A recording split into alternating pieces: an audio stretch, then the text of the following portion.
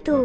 ಅಯ್ಯೋ, ನಮ್ಮ ಪ್ರದೇಶದಲ್ಲಿನ ಜನರು ಇದ್ದಾರಲ್ಲ, ಅವರು ನೀರು ನಿಲ್ಲದಂತೆ ನೋಡ್ಕೊಳ್ತಾ ಇದ್ದಾರೆ.